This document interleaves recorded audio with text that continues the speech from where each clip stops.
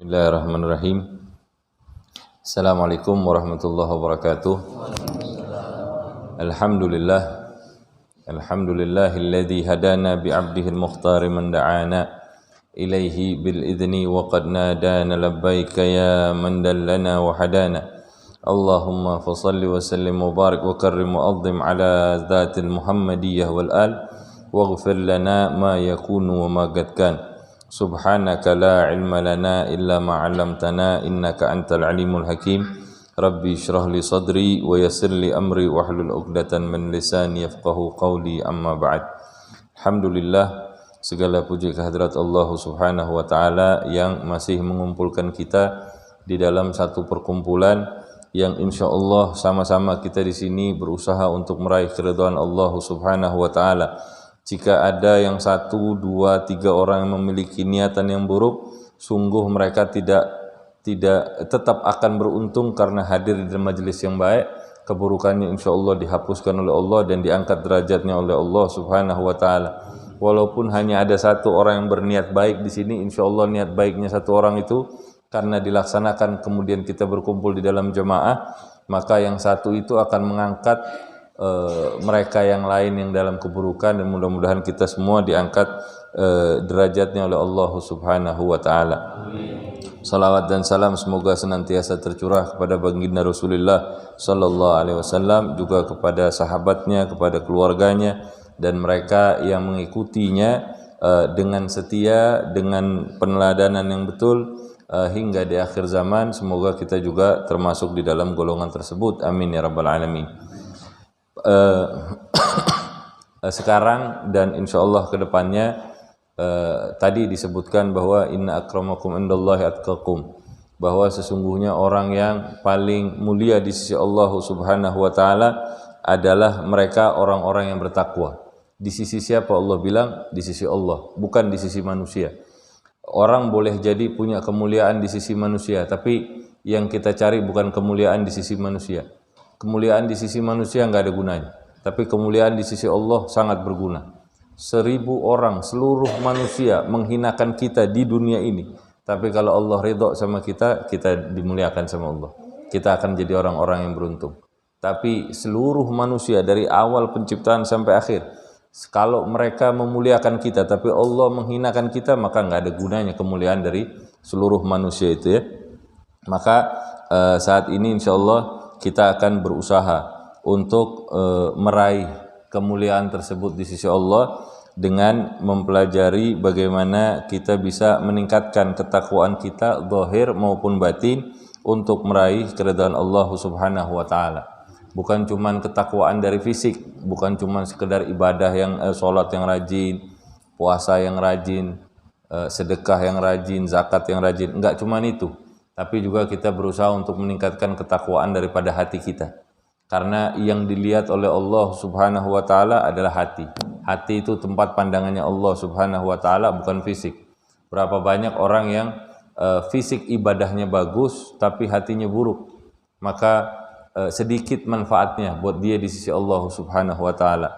Tapi berapa banyak orang yang amalnya cuman kelihatannya sederhana, kelihatannya sedikit, tapi karena niatnya tulus, niatnya bagus, maka dia mendapatkan ganjaran yang besar di sisi Allah Subhanahu wa taala. Ini insyaallah kita akan membahas kitab Risalah Adab Sulukil Murid. Kitabnya baru dicetak jadi 1, nanti insyaallah kedepannya akan kita perbanyak untuk kita sama-sama baca bersama-sama nanti. 1 orang 1, siapa yang mau baca, fadhol baca ya. Kita niatkan bacaan daripada kitab Risalah Adab Sulukil Murid kita ini sebagaimana niat daripada sang muallif, sang pengarang kitab, yaitu Al-Habib Abdullah bin Alwi Muhammad Al-Haddad. Semoga Allah memberikan kepada kita semua kekuatan, pemahaman untuk bisa menjalankan apa-apa yang dipesankan, apa-apa yang diwasiatkan oleh Habib Abdullah bin Alwi Al-Haddad, dan kita bisa menerapkannya di dalam kehidupan kita sehingga kita berada di belakang daripada langkahnya Habib Abdullah Haddad dalam mencapai kedudukan di sisi Allah Subhanahu wa taala. Siapa mau membaca? Mau baca? Betul baca.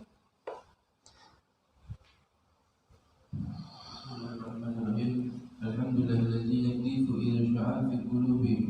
من اللومات إرادة فيريدهم إلى سلوك سبيل السعادة التي هي الإيمان والعبادة وهمه كل رأس وعادة وصلى الله على وسلم على سيدنا محمد سيد أهل السيادة وعلى آله وصحبه سادة القادة أما بعد فقد قال الله تعالى وهو أصدق القائلين من كان يريد عجلة أجلنا له فيها ما نشاء لمن يريد ثم جعلنا له جهنم يصلاها مذموما مقبورا ومن أراد الآخرة وسعى لها سعيها وهو مؤمن كل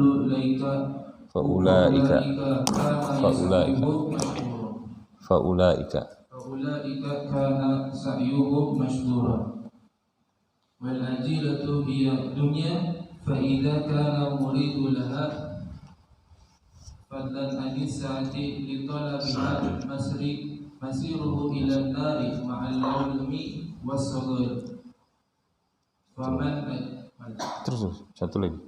أجد كلا بالإراد عنها والاختراس منها خلاص.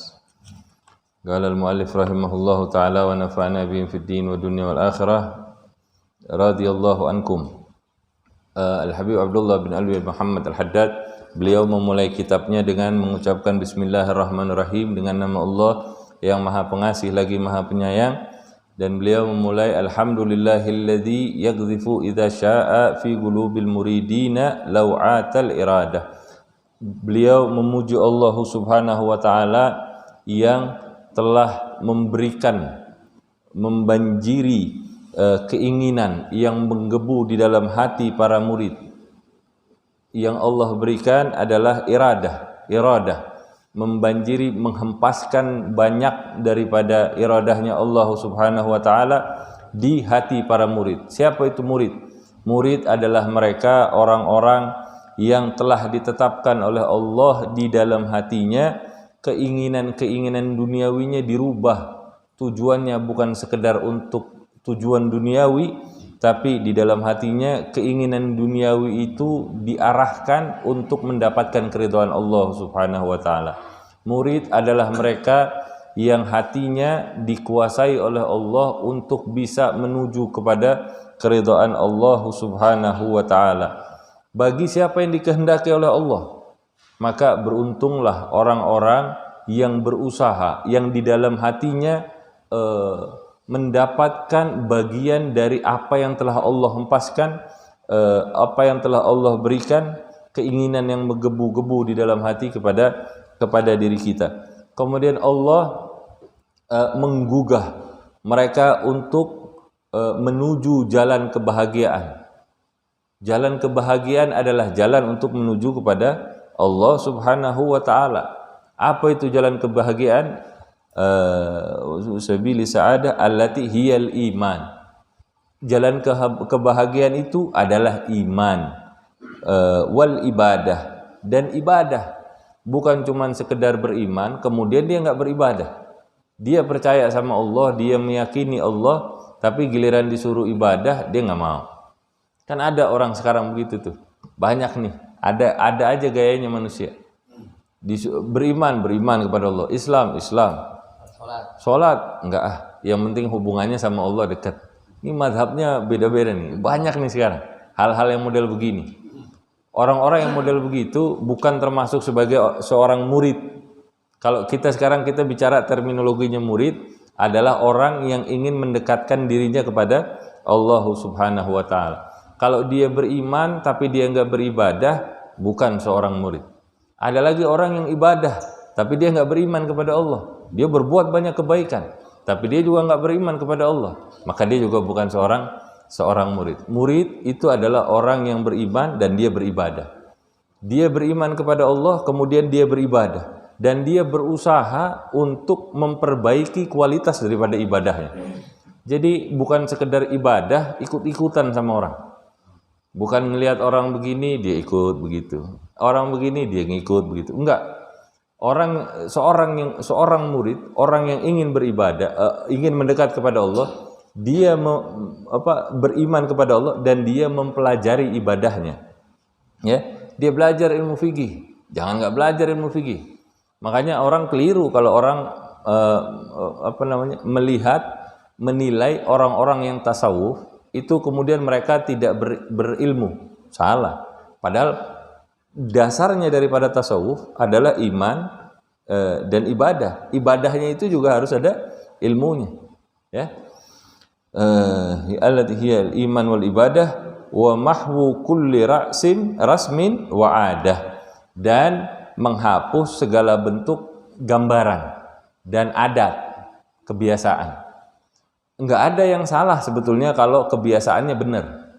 Misalnya orang punya kebiasaan untuk setiap hari Rabu misalnya. Kan enggak ada istimewanya ceritanya nih hari Rabu. Dia setiap hari Rabu dia pengen sedekah beras misalnya. Boleh enggak? Udah adat di kampung ini, Beb. Setiap hari Rabu pertama setiap bulan itu mereka sama-sama ngumpulin beras kemudian dibagi-bagikan. Boleh nggak? Boleh. Adat ini nggak ada masalah sebetulnya. Tapi kalau ada adat kebiasaan yang bermasalah, yang kayak apa misalnya ngumpulin beras tadi terus taruh di bawah pohon, biar apa gitu kita nggak tahu. Nah ini kebiasaan ini salah. Sesajen gitu ya, itu kebiasaan begitu salah. Jadi iman dan ibadah itu akan menghapus. Harusnya iman dan ibadah itu tingkatannya berada di atas kebiasaan. Kalau kebiasaannya sesuai, nggak ada masalah dengan syariat, dengan iman maupun ibadah tadi, dengan ilmu syariat, maka adat itu ya dijalankan nggak apa-apa, nggak ada masalah. Tapi kalau kebiasaan adat itu kemudian bertentangan dengan syariat, yang dimenangkan mana? Syariat apa adat? Apa kebiasaan? Harusnya syariatnya yang dimenangkan. Ya. Cuman kadang-kadang orang itu untuk merubah kebiasaannya susah. Enak kalau kita ngomong sama orang, ini kebiasaan ente salah, kurang tepat. Ini sama-sama kita perbaiki ya. Kalau orangnya nerima sih enak, gampang kita. Tapi ada orang sudah dia salah, ngakunya Islam, adat kebiasaannya keliru, kita mau perbaiki, kemudian kita yang diserang. Ada tuh yang begitu model. Banyak. Tuh, yang udah pengalaman. Banyak yang begitu. Dan sayangnya lagi, ada orang yang kita sudah punya kebiasaan yang baik, tapi karena tidak ditunjang dengan ilmu, maka ketika orang mempertanyakan tentang kebiasaan kita nggak bisa jawab, kita gampang disalah-salahin. Ada orang biasa tahlilan malam Jumat, ditanya dalilnya mana? Wah, kebiasaan. Ente nggak belajar? Enggak. Tahu nggak? Giliran dikasih pengetahuan yang menurut orang itu betul, tahlilannya jadi salah. Padahal apa salahnya tahlilan? Membaca kalimat la ilaha illallah, bacanya Quran, kemudian kirim-kirim doa semua, nggak ada yang salah. Cuman karena kita juga nggak ditunjang dengan ilmunya, jadinya nanti kita yang salah. Nah jadi ini semua harus seimbang nih, antara ilmu, iman, ibadah dengan keilmuan, dengan adat kebiasaan. Ini harus kita satukan semua. Dan orang-orang tua kita dulu begitu. Orang-orang tua kita dulu begitu ya. Jadi orang yang ingin mendekat kepada Allah harus memiliki hal itu. Iman, ibadah, dan kita menangkan syariat daripada sekedar adat kebiasaan. Bedanya ulama sama kita nih yang awam. Kalau orang awam, ibadahnya jadi kebiasaan aja. Sholat, adzan zuhur, ya sudah sholat. Kebiasaannya begitu memang. Beda kualitasnya. Sholat asar, datang dia asar. Kenapa? Udah kebiasaan. Kalau nggak dilakuin nggak enak gitu. Tapi kalau ulama, beda dia. Dia kebiasaannya jadi nilai ibadah. Bangun tidur, semua orang kan kebiasaan bangun tidur, pasti bangun tidur. Tapi kalau ulama, bangun tidur aja dijadikan ibadah. Dia baca doa, alhamdulillah. Ada yang dia lakukan mulai dari bersiwak, kemudian bebersih ke kamar mandi, Sampai dia mau makan, dia nyocol garam gitu ya. Milih garam. Terus baca doa, kemudian makannya nggak usah banyak-banyak di dalam sini, makan pakai tangan 3 jari. Kebiasaan itu, mau pakai baju, masukin tangan kanan dulu, baru tangan kiri. Ntar kalau mau lepas, tangan kiri dulu, baru tangan kanan. Kebiasaan hari-harinya berubah menjadi ibadah, punya nilai di sisi Allah Subhanahu wa taala. Nah, itu yang membedakan kita dengan ulama. Nah, ini Ini harus jadi satu hal yang perlu untuk kita fahami terlebih dahulu. Kemudian dilanjutkan bahwa beliau juga mengucapkan salawat dan salam kepada Nabi Muhammad SAW, pemimpin dari segala pemimpin. Kalau kita sama pimpinan taat apa enggak? Harusnya taat ya, harusnya taat. Kalau Rasulullah bilang, boleh enggak kita menentang Rasulullah SAW? Enggak boleh. Terjadi kayak orang Khawarij kita, nentang pemimpinnya sendiri, enggak boleh ya. Rasulullah pemimpin dari segala pemimpin, contoh dari segala contoh. Cari segala contoh, segala permasalahan hidup kita tuh contohnya pasti ada di diri Rasulullah SAW. Kalau nggak ada, pasti Rasulullah pernah menerangkan daripada sisi sahabat. Kalau nggak ada juga, ulama tuh pasti punya kiasnya terhadap permasalahan-permasalahan itu. Makanya kita perlu untuk belajar. Salawat dan salam kepada Rasulullah, kepada keluarga, kemudian para sahabatnya, dan semuanya ya, semua yang mengikuti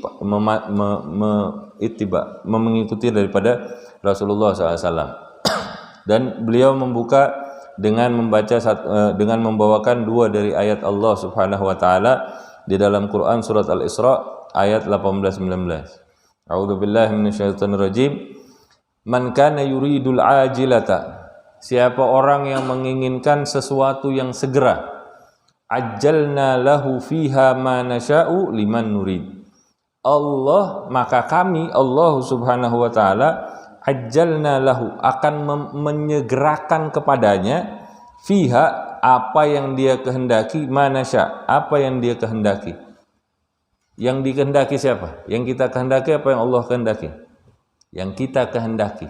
Siapa orang menginginkan dunia, kalau kita menginginkan dunia, Allah akan menyegerakan baginya dunianya tadi itu, yang dikehendakinya itu. Tapi apakah semua kita dapat? Belum tentu.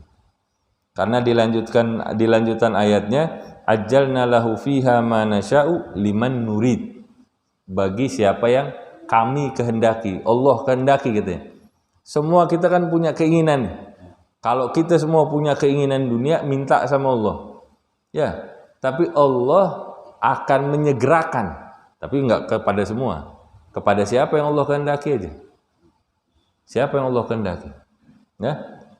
Liman nurid. Tsumma ja'alna lahu jahannam. Kalau kita disegerakan, kita pengen punya rumah, disegerakan. Kita pengen punya harta, disegerakan. Kita pengen punya mobil, disegerakan. Kira-kira menyenangkan enggak itu? Seneng ya? Tapi ternyata di lanjutan ayatnya itu summa ja'alna lahu jahannam. Kemudian kami tempatkan tempat kembalinya bagi mereka itu neraka jahanam.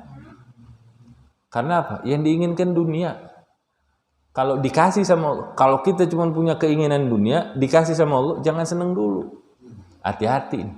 Summa ja'alna lahu jahannam yaslaha madmuman madhura.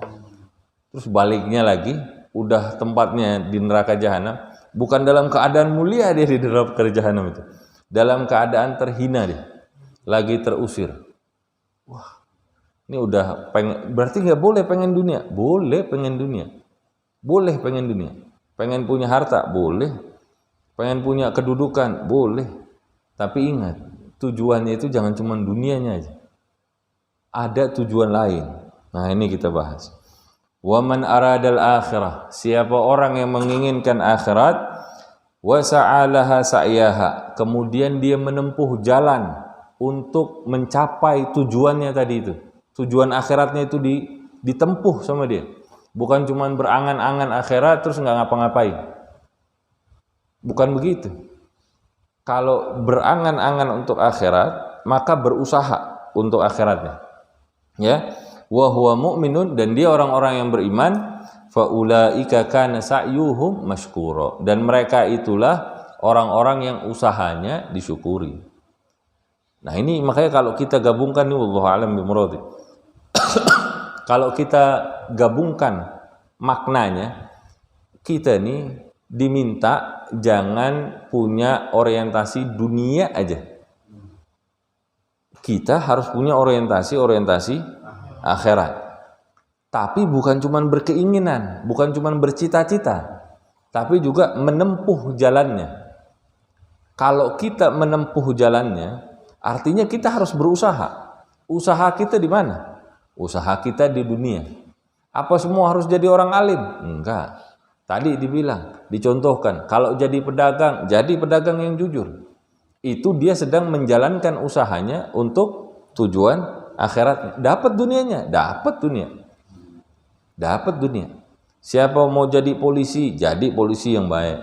Siapa mau jadi tentara yang baik. Siapa mau jadi pedagang yang baik. Siapa mau jadi ulama yang baik. Apapun yang kita inginkan di dunia ini, jalanin. Enggak semuanya mesti harus jadi ulama, enggak mesti. Yang penting apa yang kita usahakan di dunia kita ini tujukan untuk akhirat. Kemudian bekali diri kita dengan keilmuan. Supaya apa? Supaya kita bisa menjalankan ibadah kita tadi itu, usaha yang kita lakukan tadi itu bisa kita jalankan dengan cara yang benar sesuai dengan tuntutan syariat, bukan cuman sekedar adat kebiasaan, tapi harus dibekali dengan keilmuan. Maka dengan begitu insya Allah kita akan digolongkan menjadi golongan faulaika kana sa'yuhum mashkura, sebagai orang-orang yang usahanya nanti disyukuri. Syukurnya apa? Walaupun kita dunia nih, misalnya kita dagang, cita-citanya sih bisa dapat 10 juta misalnya, tapi dapatnya cuma 1 juta. Ya sudah, yang penting 1 juta itu kita dapetin dengan cara yang baik, yang benar. Nah nanti di akhirat itu 1 juta doang yang kita dapat, itu usaha kita yang cuma 1 juta tadi itu hasilnya di dunia, itu akan kita syukuri kelak di akhirat. Karena Allah membalasnya berlipat-lipat. Apa artinya 1 juta kalau dihadapkan dengan keridhaan Allah Subhanahu wa taala, ampunannya Allah Subhanahu wa taala, rahmatnya Allah Subhanahu wa taala. Enggak ada artinya tuh 1 juta. Capek-capeknya kita di dunia, sumpek-sumpeknya kita di dunia, semuanya enggak akan terlalu berarti. Enggak akan berarti, malah enggak ada artinya, Mas. Kalau kita udah mati, kemudian kita berhadapan dengan Allah Subhanahu wa taala, ketika kita mempertanggungjawabkan apa yang kita lakukan di dunia ini di hadapan Allah. 1 juta itu kalau dapat rahmatnya Allah. Ya Allah, kalau saya dibangkitkan lagi ke dunia, udah tahu nih begini nih, dia dulu ngelakuinnya udah baik, sampai dibangkitkan lagi ke dunia dia akan melakukan lebih baik daripada itu. Tapi udah nggak bisa. Ya, makanya nih mumpung kita masih ada waktu di dunia kita ini, kita sama-sama lah, kita berusaha bareng-bareng. Kalau ada dari kita yang kurang-kurang, ditegur dengan baik, dikasih tahu. Yang melakukan kesalahan, kalau dikasih tahu ya kita dengerin. Itu sayangnya orang sama kita. Kalau kita salah kita ditegur, artinya kita disayang. Kalau kita salah kemudian kita nggak ditegur, itu artinya orang tuh nggak sayang sama kita. Orang kita mau jalan menuju ke jurang, kita nggak diberhentiin sama orang, nggak dikasih tahu kalau itu jalan menuju jurang. Kira-kira orang itu sayang nggak sama kita? Kan enggak. Tapi kalau kita mau menuju ke jurang, kemudian orang kasih tahu, memperingati, memberitahu bahwa ini jalannya salah, maka orang itu adalah orang yang perhatian sama kita. Jangan-jangan dia sayang sama kita. Makanya ini sama-sama kita bekalilah diri kita dengan hati yang lapang, dengan tujuan yang lurus untuk mendapatkan keridhaan Allah Subhanahu wa taala. Ini karena waktu kita terbatas, jadi mungkin kita bahasnya nggak terlalu banyak-banyak. Mudah-mudahan lah apa yang kita usahakan di dalam pembelajaran kita ini bisa kita ambil sedikit demi sedikit manfaatnya, dan bisa kita usaha untuk menerapkan hal itu di dalam kehidupan kita. Walaupun mungkin dalam pelaksanaannya kita masih banyak kekeliruan, masih banyak kesalahan, tapi jangan pernah berputus asa untuk kita memperbaiki hal-hal itu. Tetap minta sama Allah, walaupun kita banyak maksiatnya, walaupun kita banyak salahnya, tetap minta sama Allah, jangan putus asa sama Allah untuk kita terus bisa mendekat kepada Allah Subhanahu wa taala. Habib Munzir dulu pernah bilang, jangan pernah bosan untuk bertobat sampai kita bosan untuk maksiat. Jadi jangan, walaupun kita manusia, kita tahu kita masih tetap banyak salah, walaupun udah dikasih tahu orang, walaupun kita udah dikasih tahu, tapi tetap banyak salah kita. Tetap walaupun kita banyak salah, banyak-banyak tobat sama Allah. Jangan pernah memutus, kata Habib Umar, jangan pernah memutus jalan untuk menuju kepada Allah Subhanahu wa taala. Walaupun kita banyak maksiat, minimal ada satu jalan untuk kita kembali kepada Allah.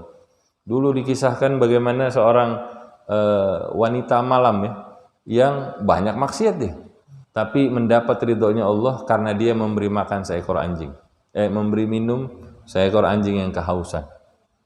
Jangan pernah memutus jalan kita kepada Allah Subhanahu, walaupun sekedar memberi minum seekor anjing yang kehausan. Walaupun kita banyak maksiat, jangan pernah tinggalin sholat kita. Walaupun kita banyak maksiat, jangan pernah melawan kepada orang tua. Birrul walidain, taat sama dua orang tua kita. Walaupun kita banyak maksiat, tetap lakukan hal-hal yang baik. Tetap kalau mau puasa, puasa. Dicontohkan itu dulu ada kepala perampok, beneran perampok. Itu ketika dia merampok satu kafilah, azan maghrib, si kepala perampoknya tetap buka puasa. Yang dirampok bingung, loh ente ini ngerampok, tapi kok ente puasa, kok ente ibadah gitu, kok puasa? Dia bilang, iya emang saya perampok, tapi saya nggak mau mutus jalan saya kepada Allah Subhanahu wa taala. Tahun depannya pas orang-orang lagi pada haji, yang dirampok sama perampok ketemu lagi haji. Terus tanya, masih ngerampok? Udah enggak, udah tobat. Allah kasih saya hidayah, karena ibadahnya dia nggak putus, masih ada dia jalan untuk kembali kepada Allah Subhanahu wa taala. Jangan pernah memutus. Semoga kita semua diberikan jalan untuk kembali kepada Allah sejauh apapun kita sudah menyimpang dari jalannya Allah Subhanahu wa taala. Semoga Allah kuatkan kita semua untuk bisa mendekat kepada Allah. Jalan ini bukan jalan yang mudah. Dibilang jalan menuju kepada Allah, kepada surganya Allah, itu adalah jalan yang dipenuhi dengan sesuatu banyak hal yang kita benci. Yang kita benci itu bukan kitanya yang benci, hawa nafsu kita yang benci. Nah, tinggal kita ini kuat-kuatan lawan hawa nafsu. Surganya Allah, jalannya susah. Menuju pada Allah, jalannya susah. Panjang, tinggi tanjakannya. Tapi ntar kalau udah nyampe di atas, insya Allah kita akan merasakan kenikmatan, kebahagiaan. Kita akan melihat pemandangan itu, indah. Kalau naik gunung. Tapi kalau udah sampai di atas, kalau kita nggak suka sama hawa nafsu kita akan dapeti nanti akhirannya kita akan menjadi orang-orang yang bahagia. Gitu. Tapi sedangkan neraka itu adalah diliputi dengan hal-hal yang menyenangkan. Menyenangkan siapa? Hawa nafsu. Kalau kita nurutin hawa nafsu, seolah-olah kita udah berada di puncak gunung, di puncak gedung. Yang kita lihat pemandangan ini bagus, kemudian dia lompat dari atas gedung, seolah-olahnya dia pikir nggak ada apa-apa, dia lompat enak aja, padahal dia sedang menuruti hawa nafsunya. Dia lompat nggak berasa susah, nggak berasa apa. Tiba-tiba dia menyentuh tanah, hancur dia. Begitu kalau kita mau mengikuti sekedar hawa nafsu kita. Semoga Allah selamatkan kita semua dari hawa nafsu kita yang buruk dan menjadikan hawa nafsu kita sebagai nafsu yang mutmainnah, dan insyaallah kita semua diwafatkan dalam keadaan husnul khatimah, kembali kepada Allah Subhanahu wa taala, masuk ke dalam golongan hamba-hambanya yang usaha kita waktu di dunia ini insyaallah akan kita syukuri kelak di hari akhir, dan kita dikumpulkan bersama pemimpin dari segala pemimpin, yaitu Sayyidina Rasulullah sallallahu alaihi wasallam ala hadhihi niyyah wa likulli niyatin salihah wa ila hadratin nabi Muhammadin sallallahu alaihi wasallam. Surah Al-Fatihah. A'udzu billahi minasyaitonir rajim. Bismillah.